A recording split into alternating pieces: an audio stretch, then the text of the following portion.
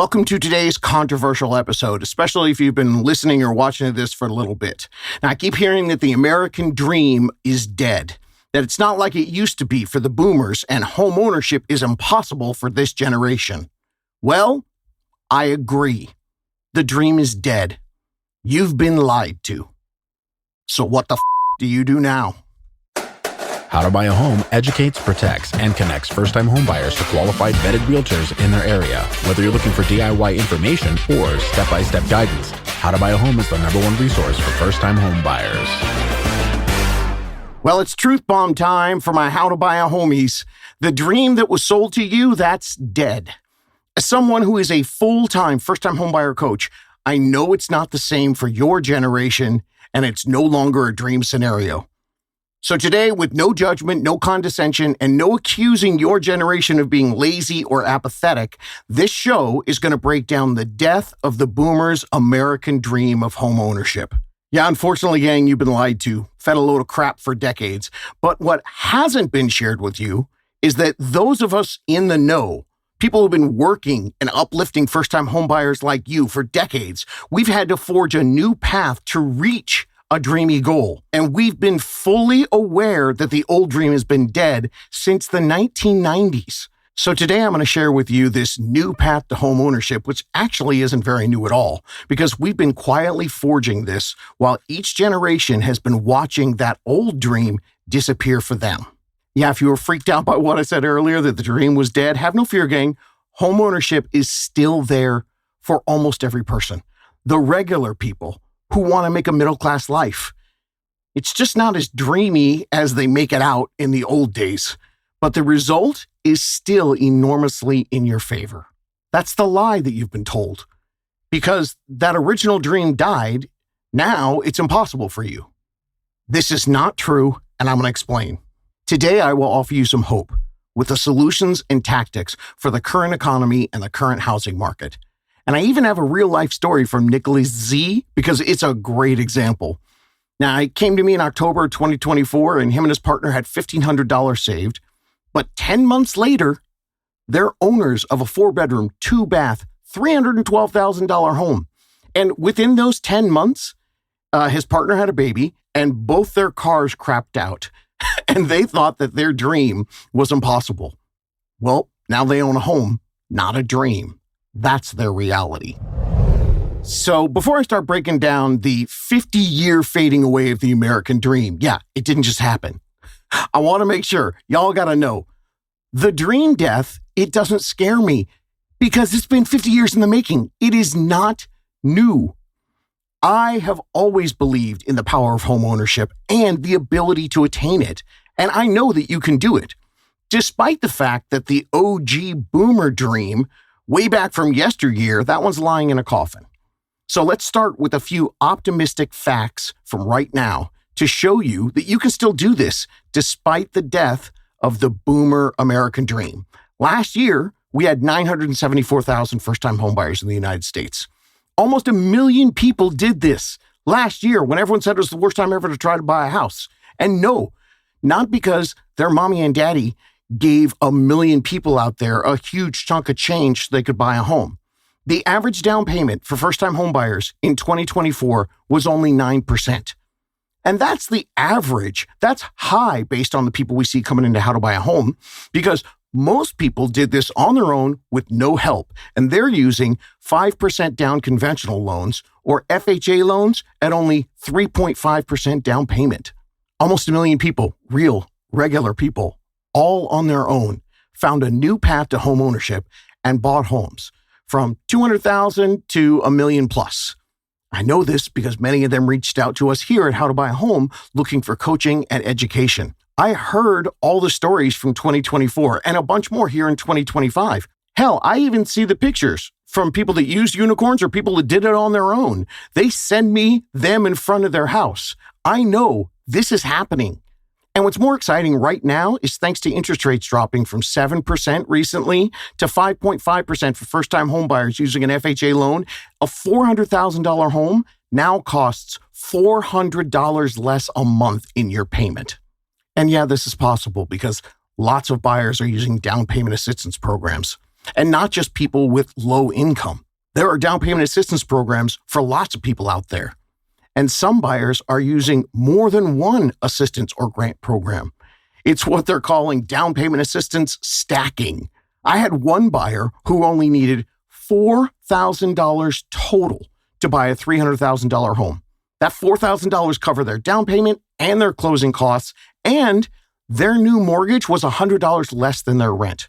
Think about that. $4,000 to get in for a $300,000 home. That's a freaking first and last deposit on a new lease.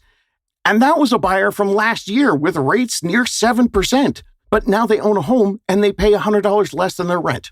So these are the facts. This is reality. And I get it. It's not a dream, but this is real. As far as the average millennial or Gen Z knowing that this is possible, problem is this just isn't explained well enough. So I get it. I empathize with you. And I know that many of you see a world that looks doomed, like you're going to have to rent until you're 40. But I'm here. I do this 365, 24/7, and I know that you can do this too. Some of you have been told that you should be looking for a way to do this the same way the boomers did it. And when you don't see that, you think that no path is available. That's why I started with the facts today, so you know what's really going on here, because I'm about to wax philosophical on the end of the American dream era. Now, I want to set the record straight, and that's why I started with the facts. I wanted you to see what's really going on, what's happening in the market for real, because I'm about to bust into my philosophy on the end of the American era. I want to do this because I want to set the record straight. I see all kinds of people on social media and YouTube complaining, and I understand where they're coming from. They're thinking they don't have the same basic opportunities that former generations had. I'm even seeing financial gurus in the past couple years preaching that the dream is dead, but then they don't give you any kind of solutions. They just break down the math on home prices, inflation, interest rates, wages, and they determine, well, guess it's over. Everyone has to rent forever now. That's not a solution, because there's this all or nothing analysis of our current situation. I really think it's tragic. Seriously, tragic. This misconception disheartens me to my core. Yes, the dream is dead, but it doesn't mean you don't have any other options to achieve home ownership. So the OG American dream, it's changed. You know what? Let's stop calling it a dream. A dream is a fantasy world.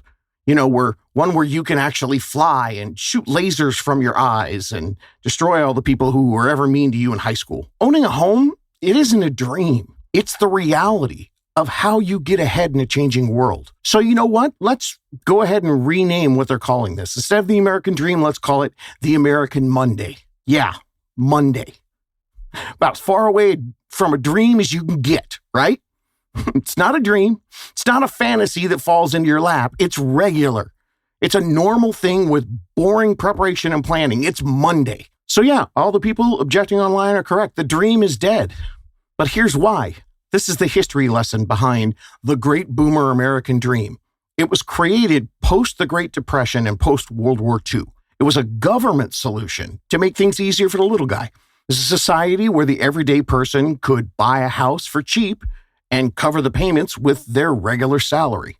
The government stepped in and they created lots of different solutions. So all you had to do was work hard and you could pay a mortgage and live a comfortable middle-class life. That was the dream they sold. And it worked. This dream cruised along. And then in 1970, we hit major economic problems as inflation crippled the entire country and strangled the American dream. So in the 1980s, Ronald Reagan came in, we got a new government, and they wanted to create a new economy, one where the government was in a much bigger hands-off role. And they wanted to let businesses prop up the country instead of the government. And they thought this would get the dream back on track. Just a quick side note here. When I talk about government intervention into housing, it is not political. Nothing here is ever political. There's no red or blue on this show, just green, like the money in your wallet and the grass on your lawn. These are just the facts, the history. This will help you to see what happened, where we're at, and how you can do things today to take advantage of it. So in the 80s, the government slowly turned over the control of the American dream to the corporations and the free market. And what we know about corporations is they're not looking to keep dreams alive unless it boosts their profits. So in the 1990s, the shift began. That old school boomer American dream was no longer handed to regular people who just put their heads down and worked hard. No, now the corporations were in charge and you had to buy it. And buying things takes budgeting and planning. It takes the guidance to help you find the best deals, and it takes the knowledge to show you the new path to something that used to just fall right in everybody's lap. So yeah, it started way back then, and the dream is dead. But homies, it's been dead for decades. You just hear about it a lot more now, thanks to social media and the internet. This isn't new. I've been doing real estate for 20 years, helping first-time homebuyers. And I have to tell you, I hear that the American dream is dead every 3 years. I've heard it every 3 years since 2005. Gang, the American dream hasn't been a dream since I was in high school wearing Z Cavrici pants like AC Slater. It was the 80s. So that dream's been gone, and first-time homebuyers have been dealing with the real. It's not a dream, it's boring. It's Monday. And just like a Monday, people who do more on Mondays, people who work an organized plan, they reap bigger rewards. They get stability and financial fortunes. They get freedom and control, because that's the real dream, not the house. So now that you are aware of the lie, that the dream is dead, but it doesn't mean that your goals are, then this leaves you two options today. You can party all weekend, go to sleep Sunday night, and just hope that Monday morning something falls right in your lap and you get the same dream that the boomers got. Or you can start to figure out that your path of home ownership is going to be a little more like a 9-to-5 job, not a dream that you're granted just because you have a 9-to-5 job. Okay, now don't freak out. Let me be clear. I don't mean that in order to buy a home today, you need to take on another full-time job getting the education that you need to become a homeowner. I mean that it's a perception difference. You need to change your mindset. Looking at purchasing a home out of the dream mindset and more in the same boring way that you perceive a 9-to-5 job. It's necessary. It's not handed to you. You got to go get it. And yeah, it might be boring sometimes. But in the end, you're going to get to live the life you want because of it. So we've changed the name. It's now the American Monday. And you're aware that 1 million people every year find a way to turn Monday into their dream. I'm going to give you the techniques that will help you build a reality that will become that dream for you. Okay, now you might be having a moment of discovery right now, taking all this information in. So go ahead. I'll let you take a moment, get pissed. Because the boomers' easy path to home ownership is dead and it ain't coming back because the housing market's going to crash. And I also want you to know that you're allowed to be pissed when boomers or other people, they tell you that you're lazy and entitled and that's why you can't figure this out. They suck and they're wrong. You do deserve the same comfort and stability that was afforded to our previous middle classes. The good news is you're here today. I realize that I'm probably preaching to the choir. You've obviously shown that you're dedicated to researching how to do this. So here I am telling you that you can do this, but when you figure it out, it might seem boring today, but it's going to be bitching in 5 years and super rad in 10 years and life-changing in 20 years. And if you're watching or listening and you're thinking, dude, if you have a system to set me up for life and other people to help us all get the American dream that is no longer attainable to the average Joe, why are you the only one talking about this? Well, for the answer to that, I have to refer you back to the history lesson from earlier. You are not profitable for the big corporations of the real estate industry. It doesn't make them money to focus on first-time homebuyers and teach them how to succeed in this new post-dream world. So the hopeful renters who are dying to find the road to their dreamland are left without anyone giving them the proper education or empowerment. There are scores and scores of 20-somethings who should own a home instead of renting and haven't. Since the 1980s. I should have owned a home in the 1990s when I was in my 20s, but no one told me because there weren't realtors looking at me and seeing dollar signs, even though if they taught me and if they showed me the way, that could have set me up for life, but I wasn't even on their radar. In the late 1980s and 1990s, the average first-time homebuyer was aged in about their late 20s. And then from 2000 to 2023, the average age for a first-time homebuyer jumped to 31 to 32 years old. And then last year, It jumped way up to an alarming 41 years old. 41 average age of a first-time home buyer. That, my friends, is criminal.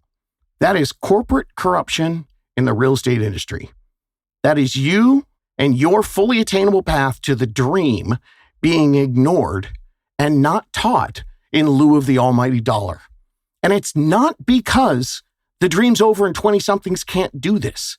It's because those 20-somethings are ignored since they don't fill the bottom line of the companies that make money in real estate. And the crime here that is so reprehensible, it's depleting the wealth of Americans, people in their 20s and 30s, by not giving them the most basic education and information that could change so much for so many. But that's not the business model they have set up, and they have willingly and knowingly seen the dream fading away, but have still elected to focus solely on the sellers to make profits for their company and let the first-time homebuyers be served by undertrained, inadequate, highly underskilled agents, leaving entire generations poorer than they should be. So the irony is that the dream of American homeownership was killed by those in charge of the industry set up to help people buy into it. So I want to make sure we keep you on track because I know that you're hearing the wrong noise right now. Because that little rant I just had, that little explanation on what's going on, I got news for you. That's not going viral. Nobody cares. It's not that exciting. Now that we have 1,000 other platforms for people to tell their stories, what you will hear and what you will find is pissed off young people saying, this isn't going to work. Or even experts talking to young people, and they're saying things like, see, the average age is 41 in 2025. The housing market is impossible for a regular 20-something to buy like the boomers used to. It's just too unaffordable. Lies. Total BS. Your unk is here to tell you the dream didn't die today.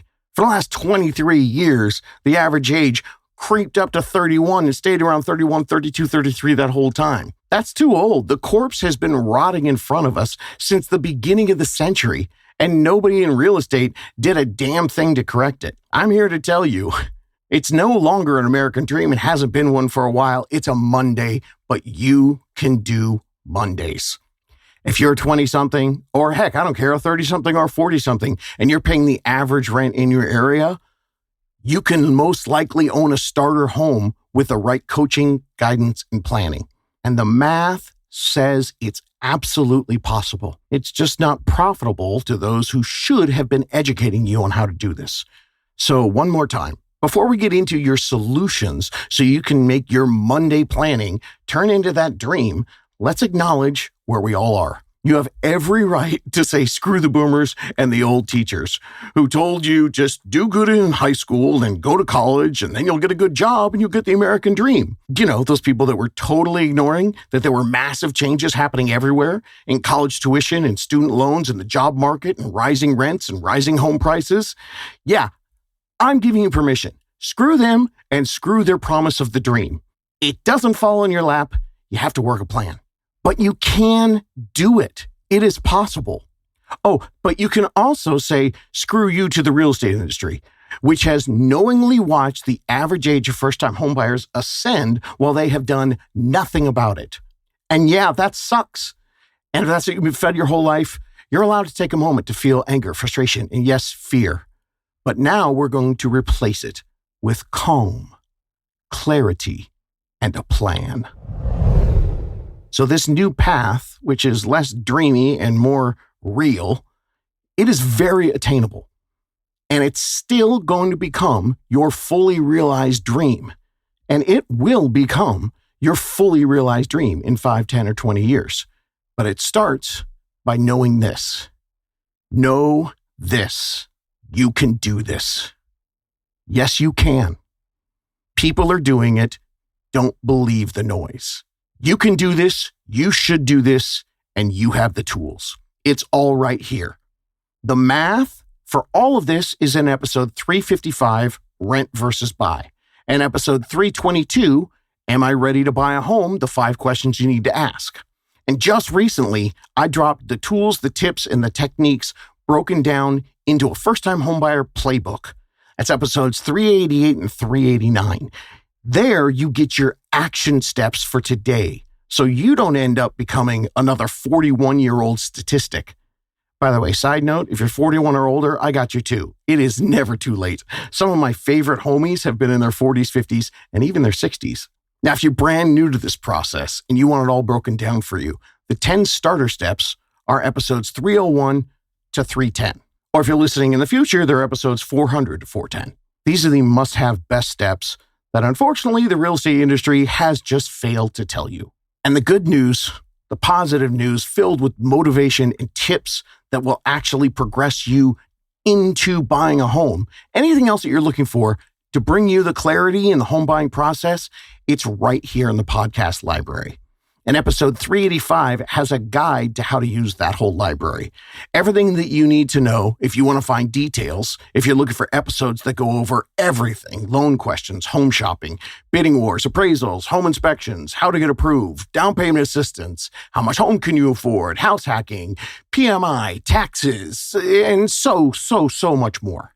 And then I'm very excited about the fact that if you want to see what happens when real people get the truth about how to buy a home, we have interviews with stories from people who beat the stats. They found the truth, not the fear, and became homeowners themselves. These journeys happen for real, and yours can too. 41, it's a terrible stat. It's not unaffordable. It's just not taught how to get there. I am super stoked to say that as of today, when I'm recording this, we have 99 interviews of people who came to us, went through the process, and bought a home. They're all in the podcast library. You just look for the word interview there in the title, and you can get tips from them on how they bought a home. All right, and speaking of the listener stories, here's a little teaser of a future interview coming to the show. I mentioned at the top of the show, Nicholas. Remember, he only had $1,500 last October? Well, we happen to be chatting today, and I wanted to share with you the journey that he took to beat the odds, to overcome the lie, and become a homeowner. I seriously can't wait to have him on the show, but here's a little tease of what happened. This is a timeline of our communication from the beginning to homeownership. Can your team assist me in searching for homes in 2 neighboring states simultaneously? And also, will my interest rate and loan approval change when I'm looking in 2 different states? There's never a black or white answer to all first-time homebuyer questions like this. It depends on a whole bunch of your personal details and your overall goals of your particular home purchase. And almost always, when you go through all that, you're going to find out that you have more options than you ever dreamed of. Ooh, I said dreamed. So, of course, immediately I asked him to expand a little bit. And he told me they were looking for a place in either Illinois or Wisconsin. They wanted a good school district, not too close to any bars or liquor stores, and no HOA. And they also told me they were pregnant and his partner was due in February, and they wanted to be a home by May 1st. They said that they were currently renting at $1,600 a month, and they thought they could stretch to maybe $1,900. They definitely had some debt to deal with, only had $1,500 saved, and the credit score was currently at 629. So that same day, October 29th, 2024, I set them up with a unicorn team in Illinois. I told them that the approval should be similar in both states, but each different area might have a unique county-specific either down payment assistance program or maybe some differences in the way they do their loans. So getting a unicorn realtor in each area is going to help them get the real personal answers for their particular situation. So after talking to the unicorn, the first-time homebuyer specialist, he got some action plans to start giving him steps for what to do next. 2 weeks later, by November 14th, they were working scenarios and strategies with a unicorn lender that was recommended to them by their unicorn realtor. By December 2nd, he said they were working the plan and managing their debt to get the right approval. In January, they said they were following action steps, working on the plan. And then early February, they had the baby. And then we communicated again at the end of February, which I thought was crazy because they shouldn't have been getting any sleep at that time. But they were talking to their unicorn lender about the option of possibly using their 401k for their down payment. And then the very next day, again, what's going on? Y'all should be dead tired. Nicholas sent me an email and he was asking about new builds, new construction homes. So I sent him straight to the podcast episode with all the information. And hey, homies, if you're listening today, I just dropped current new build updates. These are big updates for buyers in 2025. So if you want to know anything and everything about buying a new home, episode 391 and 392. In March, Nicholas reached out again and he let me know that he was listening to the podcast every day in the gym. And then in April, he reported that his debt on his credit cards was down to only $2,200. And his credit score that used to be 629 was now reporting at 722 and 749 with one of the credit bureaus. And he also said that his partner, now that they had the baby, maternity leave was over, and she was going to be returning to work so they could start building up their savings again. So May 1st came, their original date when they wanted to close, but he said, you know what? They were excited because things were looking on track and they could start looking at homes in July.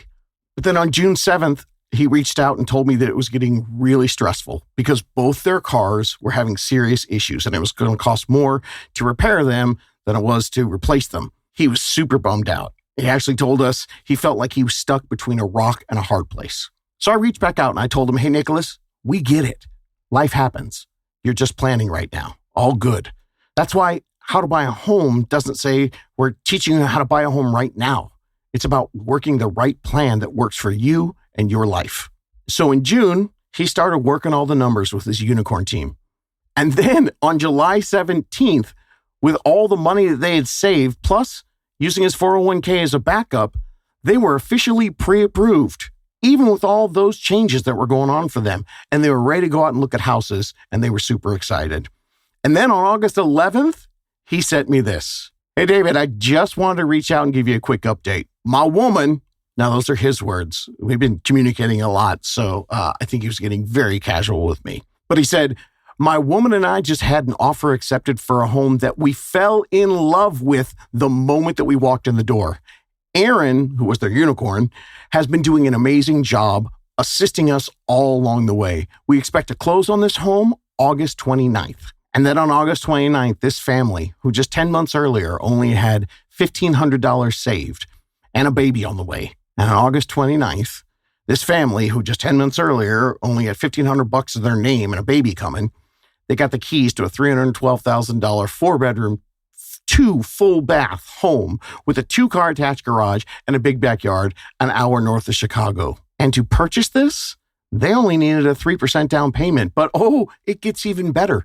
Thanks to the creative financing solutions they had planned with their unicorn team, it turns out they only had to bring $4,000 when they were closing on the home. That's all the cash they needed to bring in. Yes, even though a regular 3% down payment, which is what they used, would have been $12,000, and the closing cost should have been another $5,000 or $10,000. They only needed $4,000. I'm assuming that's between the 401k or maybe some seller credits or down payment assistance. I didn't get the details. All I know today is that for $4,000, they got a $300,000 house, and they even got a refund after it closed of $300 from that $400,000. So homies, compare this to yourself. I mean, me, I've got 2 kids and I've lived through 2 newborns. Not to mention I've had my share of busted up cars.